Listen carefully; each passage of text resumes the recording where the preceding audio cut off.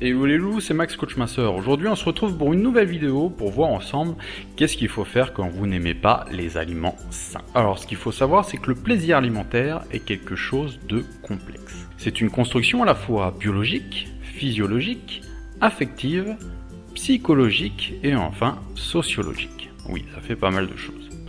Plus on goûte un aliment, plus l'organisme va s'habituer à celui-ci et le reconnaître comme comestible. Il faut un certain temps pour se déshabituer au goût des aliments. Par exemple, si vous êtes habitué à manger gras, il faudra un certain temps pour vous déshabituer du goût du gras. Car beaucoup de préférences gustatives sont acquises, soit génétiquement, soit par notre passé. Mais nous pouvons, heureusement, modifier cela.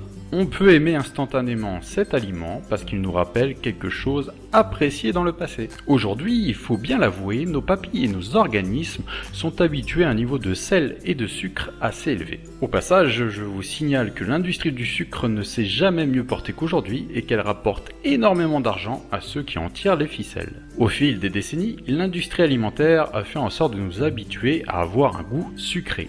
Pour le dire autrement, on finit par ne même plus se rendre compte que certains aliments contiennent du sucre, alors qu'autrefois ils n'en contenaient tout simplement pas. C'est ainsi qu'on trouve tout à fait normal de boire aujourd'hui du jus d'orange avec un ajout de sucre.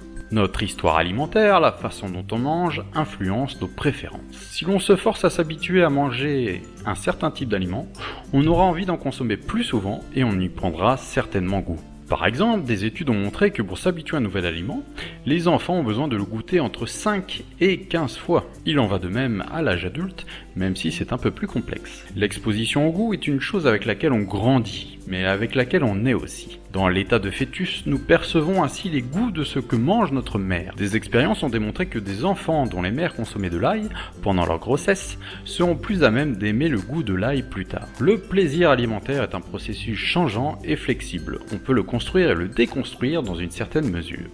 Le cerveau a cette capacité de plasticité qui fait qu'il peut changer. Être exposé régulièrement à n'importe quel type de stimulus apporte une familiarité avec celui-ci. Une étude menée en 2010 montre que pour des enfants de 9 et 10 ans, manger régulièrement des légumes augmente le goût de ces derniers. Aucune raison pour que cette méthode ne fonctionne pas chez nous, les adultes. Enfin, pour aimer un aliment, sauf profond dégoût, il suffit tout simplement de laisser faire le temps. Vos goûts d'enfant ne sont plus vraiment les mêmes que vos goûts d'ado, ni même vos goûts d'adulte. Voilà, vous l'aurez compris dans cette vidéo, si vous n'aimez pas les aliments sains, il faut tout simplement vous habituer à les manger pour vous habituer à leur goût. Vous êtes façonné par votre passé, par votre génétique. Et si vous êtes en surpoids aujourd'hui, c'est que tout simplement vous n'avez pas les bonnes habitudes alimentaires. Il faut donc déconstruire vos goûts et en reformer de nouveau. Voilà, je vous remercie d'avoir suivi cette vidéo. N'hésitez pas à faire un tour sur mon site fatatacoaching.info où je donne encore plus de conseils.